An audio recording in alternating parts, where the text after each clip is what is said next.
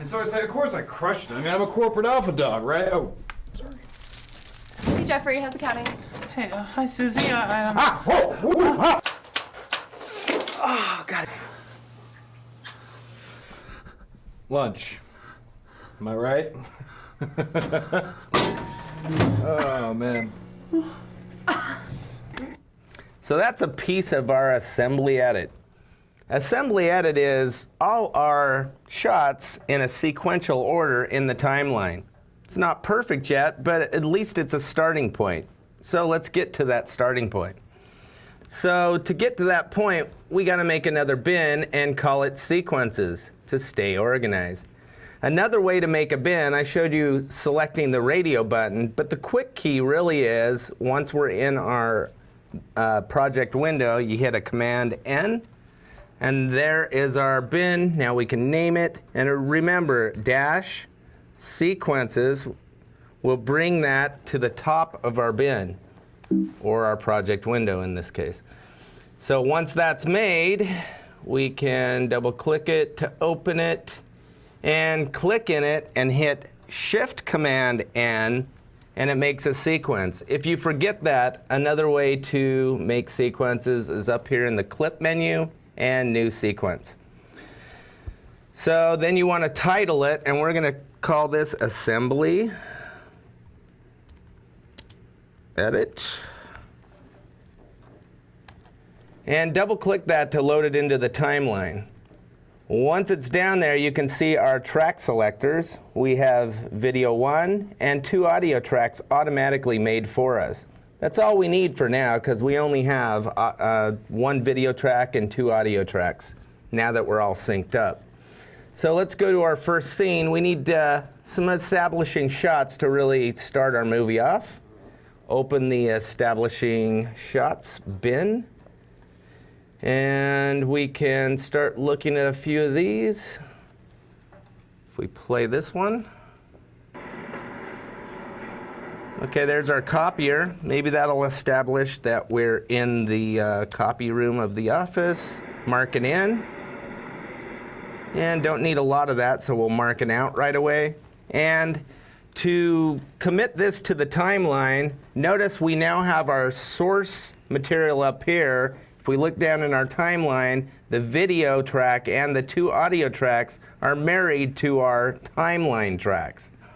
So if we now hit overwrite, and that's this red arrow that's facing to the right with a little black piece that looks like a timeline. It's just an icon. If we select that, it puts that first shot down into the timeline, and now we're cooking with gas. So notice the blue bar here. I can scroll through my footage in the timeline, and usually when I put a shot into the timeline, the blue bar ends up at the end, which is perfect for doing our assembly edit, because then we could go to another shot, double click to load it into the source window.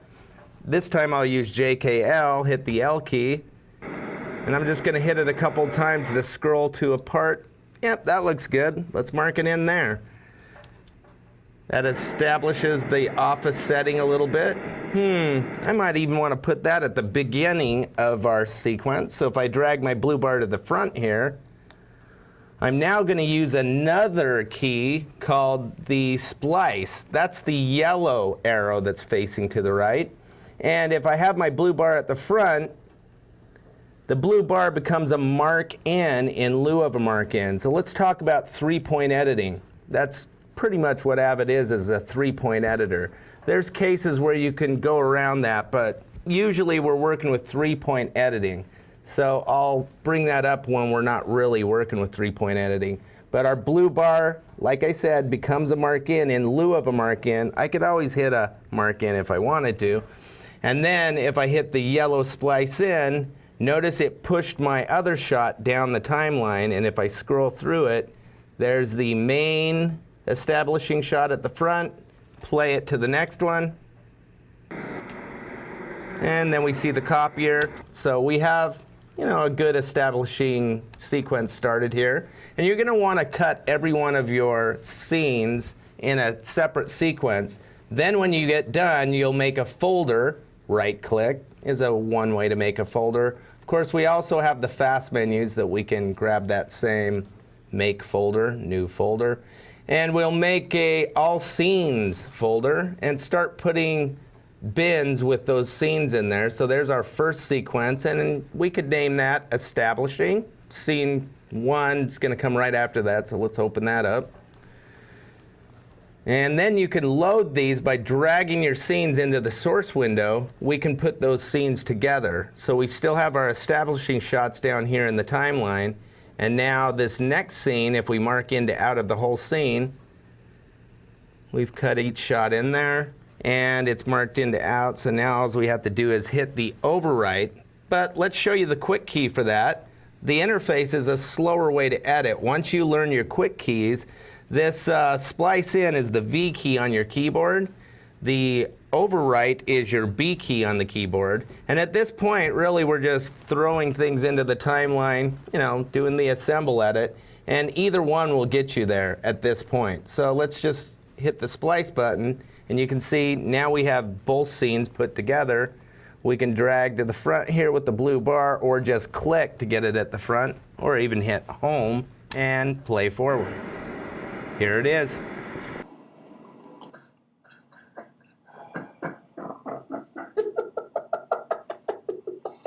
It's a dancing cat. It's a dancing cat. Oh, I'm totally sharing this.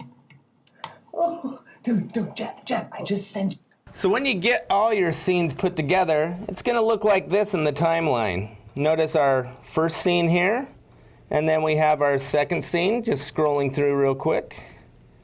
Then we have there's our dramatic scene with the spaghetti getting thrown into Jeff's nice clothes. And that's what an assembly is. It's just a real rough version. We have our green screen scenes here, nothing behind them yet, but we will get there in the rough cut and in the final.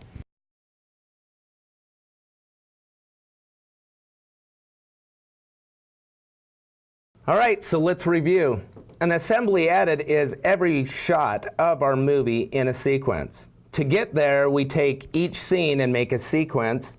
And to get there, we're using splice and overwrite with 3-point editing. We use our blue position indicator to drag through to make sure we have all those shots and all the scenes accounted for. So basically, when we get done, we're going to have each sequence cut together in the timeline, and that makes up our assembly edit. Very rough version, and we're going to move on now to the rough cut to make that more fine-tuned and much more poignant.